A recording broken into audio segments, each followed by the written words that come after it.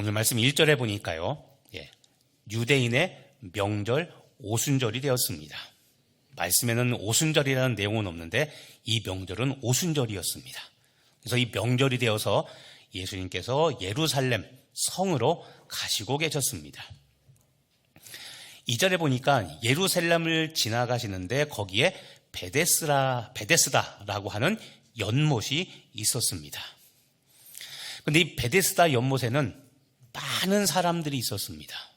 어떤 사람들이었냐면 3절에 보니까요, 많은 병자, 그리고 맹인, 다리 저는 사람, 혈기 마른 사람들, 보니까 다 환자들입니다. 특히 지금으로 우리가 자주 듣는 용어라면 중증 환자들이 많았습니다. 상태가 좋지 않은 분들, 그래서 삶이 어려운 분들이 이 베데스다 연못에 많이 있었습니다. 근데 주로 병자들, 환자들이었죠. 그 이유는 우리가 읽은 말씀에서 보듯이 그 베데스다라는 연못에 천사가 내려와서 물이 움직일 때, 물이 동할 때 가장 먼저 들어가면 병이 낫는다는 이런 것 때문에 많은 병자들이 그곳에 모여 있었던 겁니다. 그런데 이 많은 병자들, 환자들 중에 예수님의 발걸음을 멈추게 한 아주 곤고하고 궁핍한 사람 하나가 있었습니다. 누구였냐면 38년 된 병자였습니다. 5절에 보니까 거기 38해가 된 병자가 있었다고 그랬죠. 오늘 주된 사건은 예수님께서 이 사람을 만나서 병을 고쳐주신 사건이 전반부의 주된 내용입니다. 예수님은 이 38년 된 병자를 만나서 크게 3가지 말씀을 이야기하십니다. 첫 번째는 6절에 있는 내가 낫고자 하느냐. 두 번째 예수님의 말씀은 8절입니다. 내 자리를 들고 걸어가라. 그리고 또 하나 의미심장한 말씀 하나를 남기십니다. 14절인데요. 더 심한 것이 생기지 않게 다시는 죄를 범하지 말라.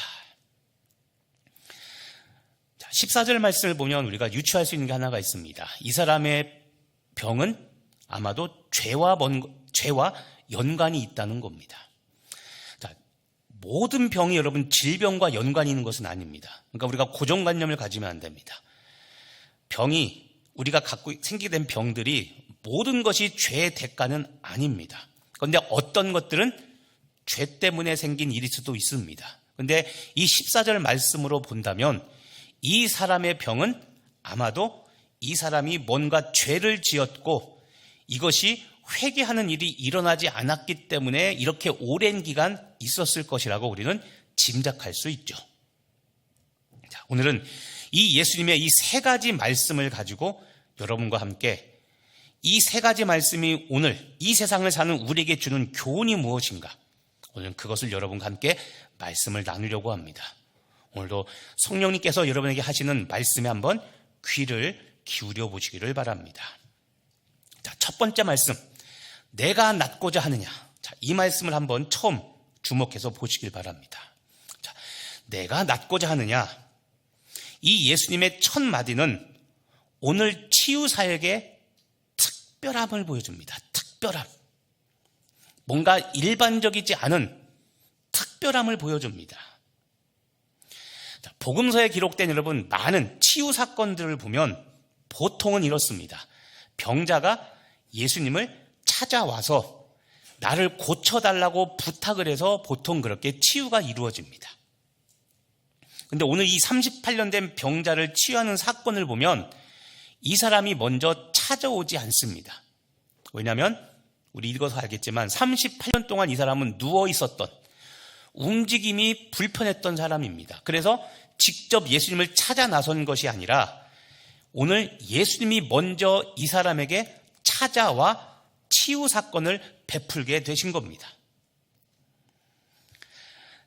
오늘 말씀 보면 이 38년 된 병자의 치유의 특별함은 무엇이냐면 예수님이 먼저 이 사람이 아픈 것을 보시고 그리고 이 사람의 상태를 아십니다. 예수님이 먼저 아시고 그 다음에 이 사람을 직접 찾아가십니다. 그리고 먼저 말을 거십니다. 이렇게 이 치유 사건이 이루어집니다. 자, 6절 말씀을 한번 보시겠습니다. 6절에 보시면 예수께서 그 누운 것을 보시고, 자, 환자가 예수님을 보고 찾아간 게 아니라 예수님께서 누워있는 것을 먼저 보셨습니다. 먼저 보셨고, 그리고 병이 벌써 오래된 것을 아십니다. 자신의 상태를 이야기하지 않았지만 예수님이 보시고 그 다음에 아셨습니다. 알고서 그냥 지나치신 것이 아니라 말씀하십니다. 이르시되 내가 낫고자 하느냐. 38년 동안 움직일 수 없어서 누워있던 이 사람은 자포자기한 상태입니다. 말씀드린 것처럼 자유롭게 움직이면 베데스다 연못에 천사가 내려왔을 때 가장 먼저 자기가 들어가 고침을 받을 텐데, 본인은 누구의 도움 없이는 움직이기 어려운 사람입니다.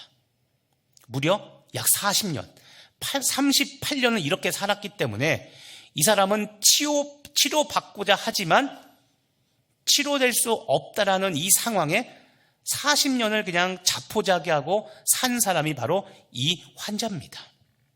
그런데 이렇게 자포자기한 사람에게 예수님이 먼저 찾아오셨습니다. 그리고 먼저 말을 거십니다. 내가 낫고자 하느냐. 자, 낫게 해달라는 부탁을 하지 못할 정도로 희망을 잃어버린 이 사람에게 예수님은 먼저 찾아가셔서 이 사람을 고쳐주셨습니다. 거듭 말씀드리지만 여러분, 이 환자, 38년 된 이 병자의 의지나 노력 또는 주변 사람들의 오랜 기도로 예수님께서 치유의 기적을 일으키신 것이 아니라 예수님의 사랑이 먼저 치유하신 겁니다. 믿으십니까? 자, 다시 이야기하지만 여러분, 이 38년 된 병자의 치유는 이 병자의 의지나 노력, 주변 사람들의 중보기도 덕이 아니라 예수님이 먼저 보시고 상태를 아시고 그리고 먼저 말씀을 거십니다. 내가 낫고자 하느냐. 자, 예수님의 찾아가신 사랑, 찾아오신 사랑이 이 사람을 고치신 겁니다. 그래서 오늘 이 사건이 주는 교훈을 여러분 주의 깊게 보시기를 바랍니다. 오늘 하나님은 이 사건을 통해 우리에게 말씀하고자 하는 것이 있습니다. 자, 38년간 어찌할 수 없는, 자기 자신의 노력으로는 해결할 수 없는, 그래서 자포자기한 상황이라고 그랬죠.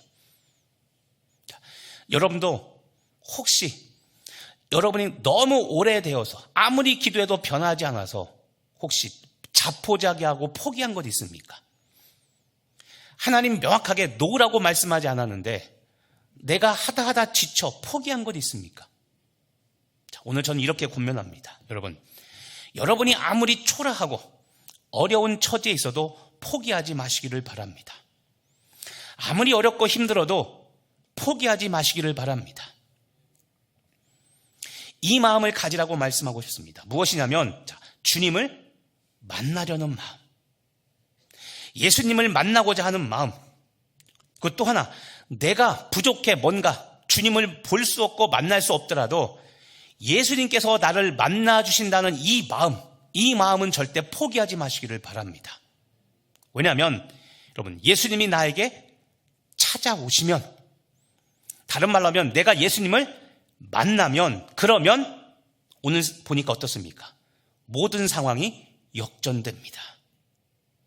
안 될 것 같은, 될 수 없는 40년의 세월이면 이러면 얼마나 긴 세월입니까?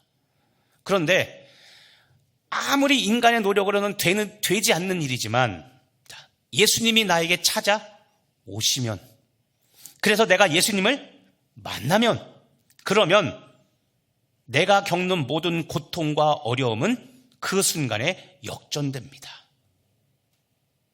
어려움이 문제가 아니라 주님의 임재가 문제입니다. 주님이 오시면 그 문제는 끝이 납니다. 예수님이 오시면, 예수님이 나와 함께 하시면 그 고통은 끝입니다. 그러므로 포기하지 않는 여러분 되기를 다시 한번 간절히 바랍니다. 예수님께서 오셔서 나를 만지실 때까지, 예수님께서 오셔서 나에게 말씀하실 그때까지, 고치시는 그때까지, 그렇게 개입하실 그때까지 주님을 기다리며 인내하시는 여러분 되길 바랍니다. 오늘 예수님께서 이렇게 말씀하시죠. 내 자리를 들고 걸어가라. 자, 예수님은 이 병자에게 38년 된 자리를 들고 걸어가라고 말씀하십니다. 자, 자리. 우리가 말하는 깔판이죠. 여러분, 자리를 들고 걸어가라. 의미가 있는 말입니다. 자리가 상징하는 게 뭡니까? 해결되지 않은 문제입니다. 해결되지 않은 어려움, 문제 있는 그 상황입니다. 38년 동안 나에게 어려움만 줬던 그 상황, 그 자리를 들고 걸어가라. 이것처럼 여러분, 우리는 예수님께서 말씀하실 때 그 문제를 들고 그 상황에서 걸어 나가면 되는 겁니다. 이게 예수님을 만날 때 우리에게 벌어지는 일입니다. 오늘 여러분의 문제가 있던 그 문제, 이것을 들고 오늘도 여러분의 그 상황에서 걸어 나가는, 문제가 해결받는, 구원받는 은혜를 누리시는 여러분 되시길 간절히 바랍니다. 포기하지 마십시오. 구약에는 하나님을 이런 하나님으로 표현합니다. 말라기 4장 2절 말씀입니다. 내 이름을 경외하는 너희에게는 공의로운 해가 떠올라서 치료하는 광선을 비추리니 너희가 나가서 외양간에서 나온 송아지같이 뛰리라. 자, 하나님을 어떤 하나님으로 표현합니까? 치료하는 광선을 비추시는 하나님. 치료입니다. 치료. 이 치료는 육체의 질병뿐만 아니라 우리 삶의 문제, 인간의 구원의 문제를 치료한다는 것. 이 치료의 광선입니다.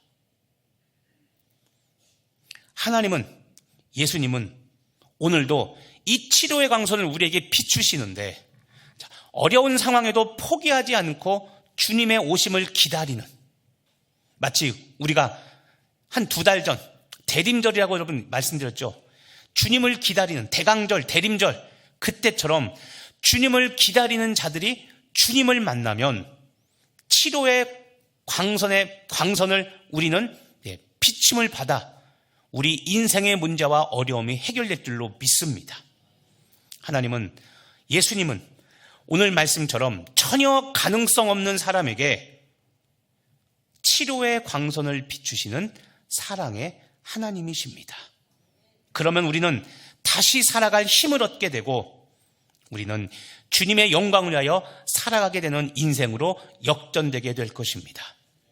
그러면 여러분, 우리를 고치시기 위해서, 치료의 빛을 비추시기 위해서 오시는 이 사랑의 주님을 바라보며 현재 겪는 고통과 어려움을 포기하지 않는 믿음으로 이겨내는 여러분 되시기를 예수님의 이름으로 간절히 축복하며 기도합니다.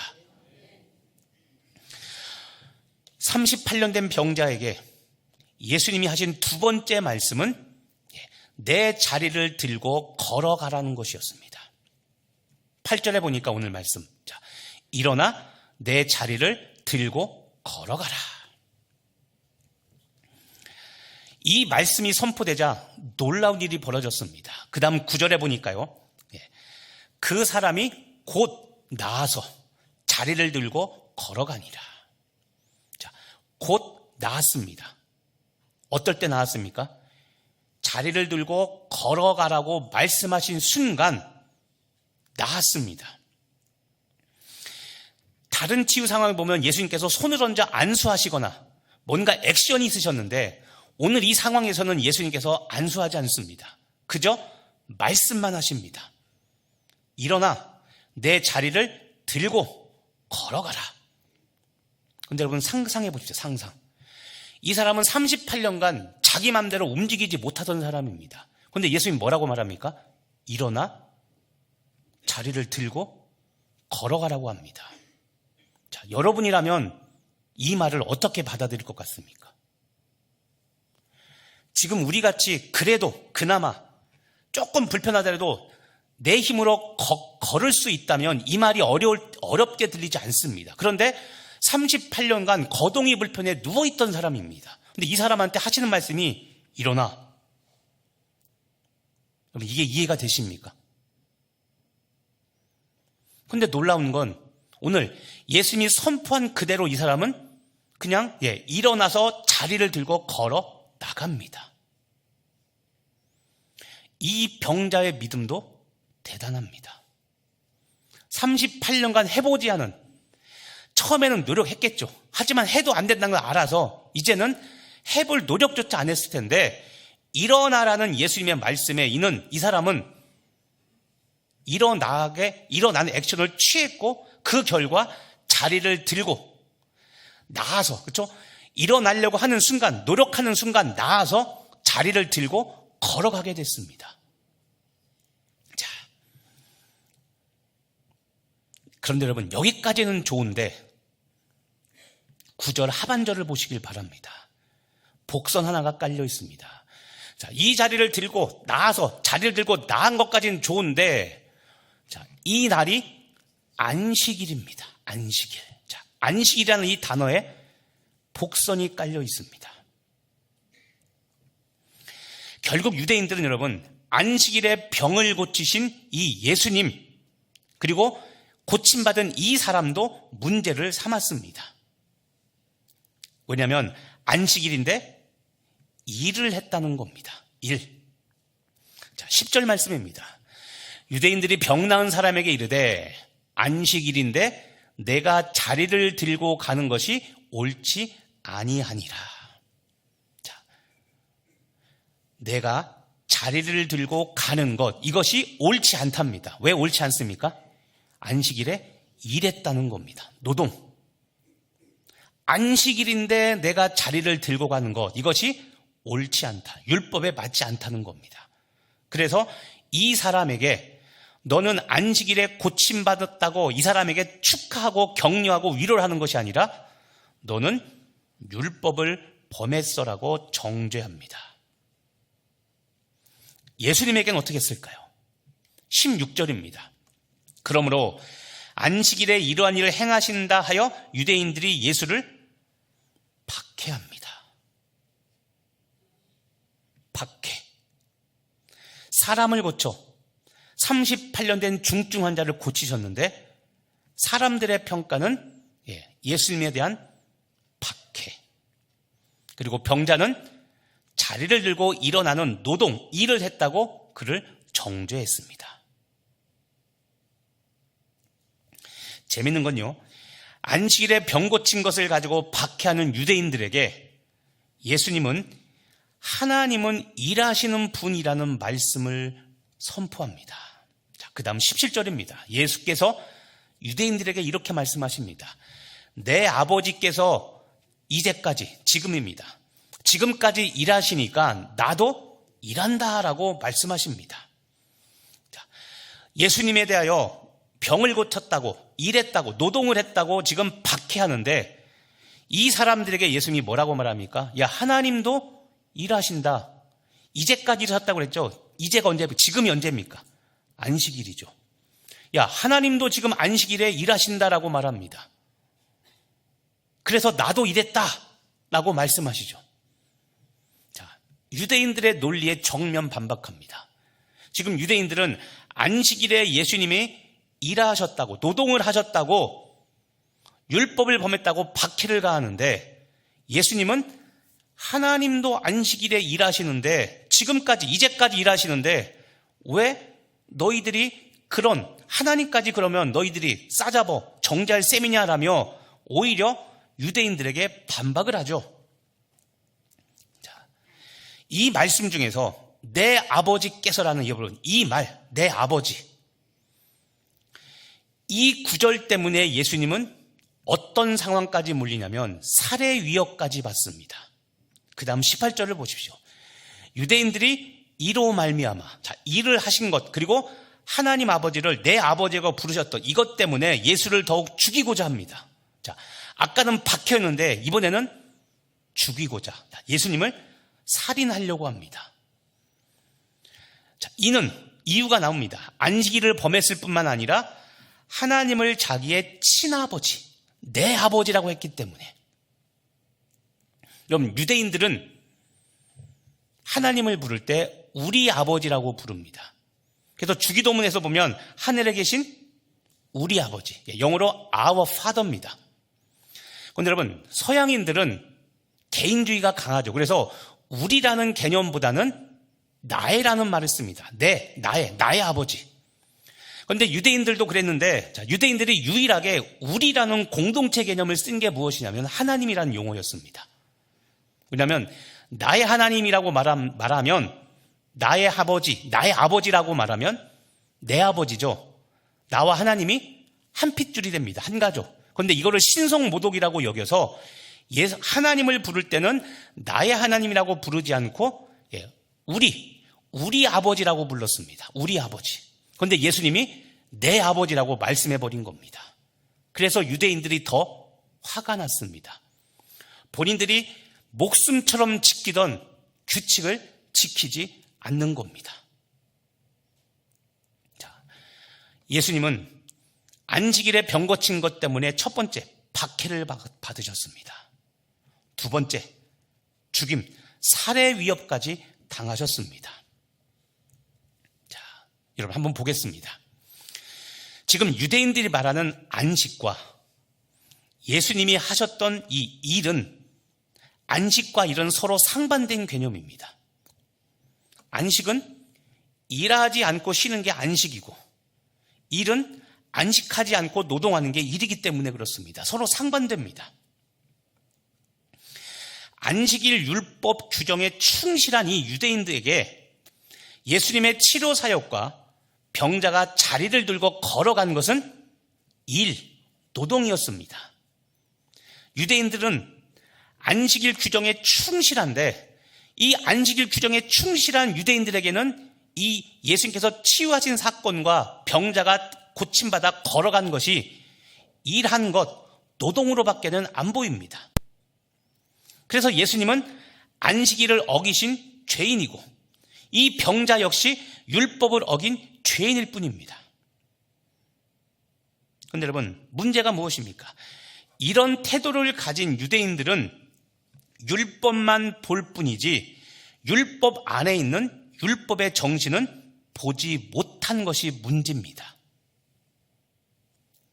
자, 율법의 규정과 형식이 있습니다. 율법에는 이렇게 하라는 규정과 형식이 있습니다.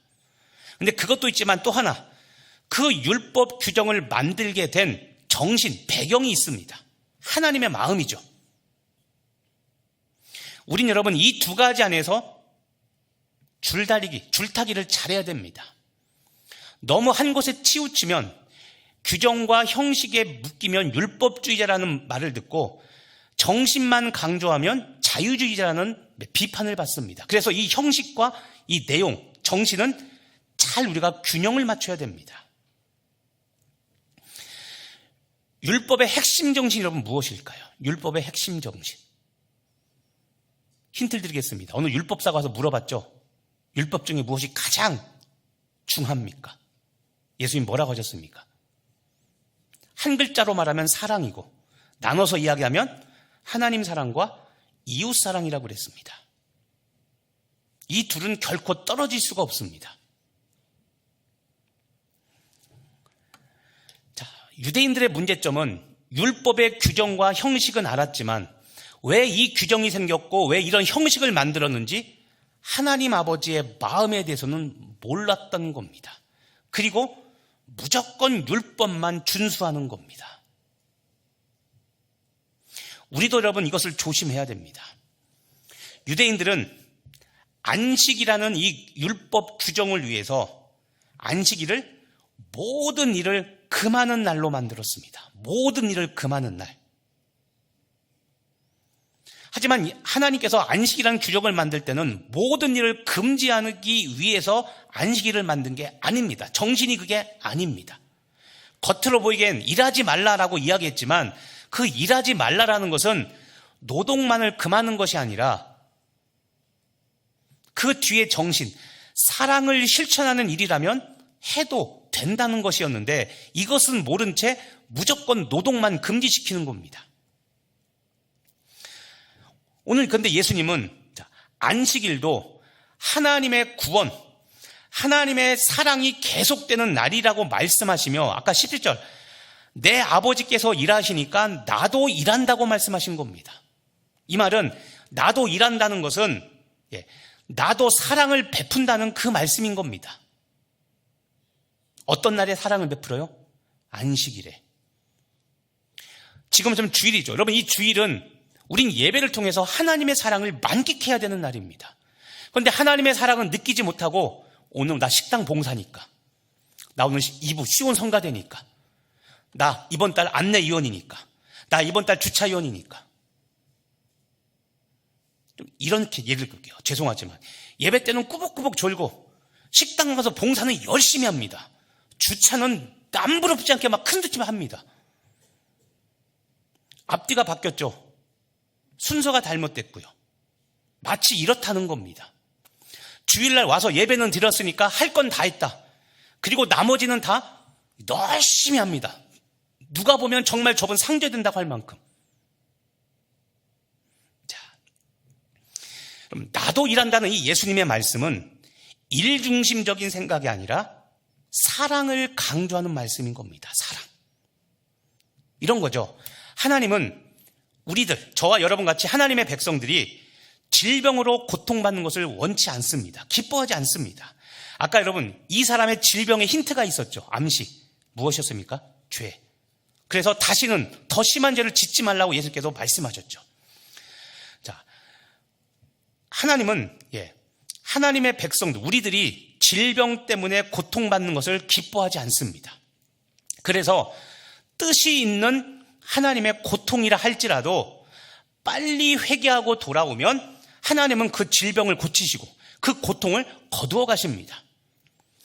예수님은 이 사람이 회개하지 않고 38년 동안 본인의 질병 때문에 고통받는 것을 안타까워하시며 안식일에 사랑을 베푸시고 그를 구원해내신 겁니다.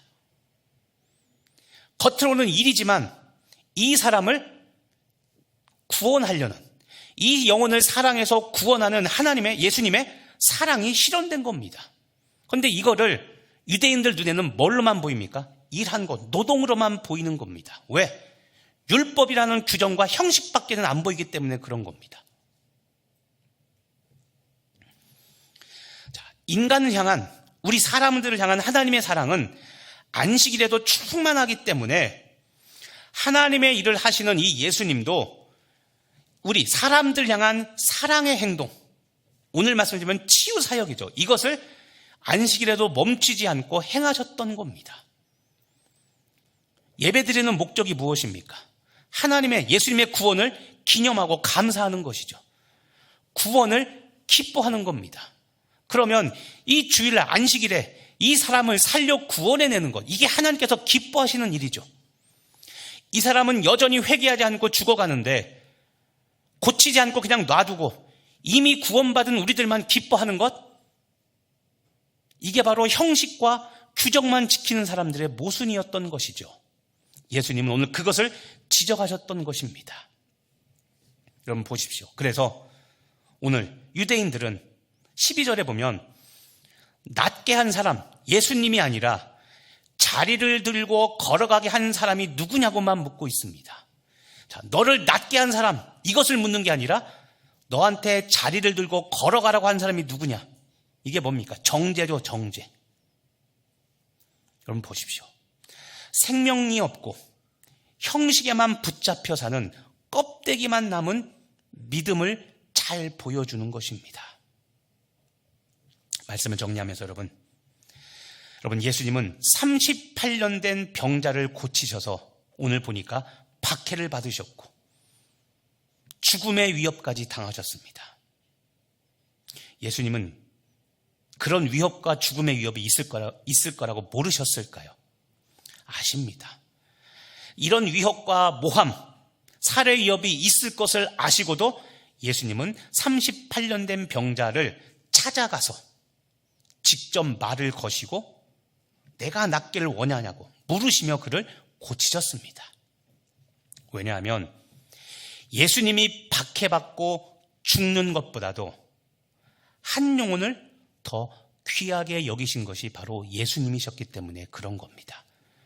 그래서 예수님이 고난받고 박해를 받고 죽음의 위협에 몰리셨어도 예수님은 개의치 않고 그 한 영혼을 살리려고 찾아가 그를 구원하셨던 겁니다. 이게 바로 병자를 고치신 사랑의 예수님의 모습입니다. 오늘도 이런 주님을 믿으시고 포기하지 마시고 예수님께서 나를 찾아오시도록, 그리고 내가 예수님을 만나도록 간절히 기도하며 그렇게 살아가는 여러분 되시기를 예수님의 이름으로 간절히 축복하며 기도합니다. 기도하겠습니다. 하나님, 인생의 고통과 어려움에 있는 우리를 찾아와 주셔서 나를 만나 주시옵소서. 내가 주님 만나기를 간절히 소원합니다. 오늘도 사랑을 품으시고 나에게 찾아오시는 주님을 만나게 하시고 그 사랑에 매여 이 한 주간도 믿음의 순례길을 걷는 우리 모두 되게 하여 주옵소서. 감사드리며 예수님의 이름으로 기도합니다.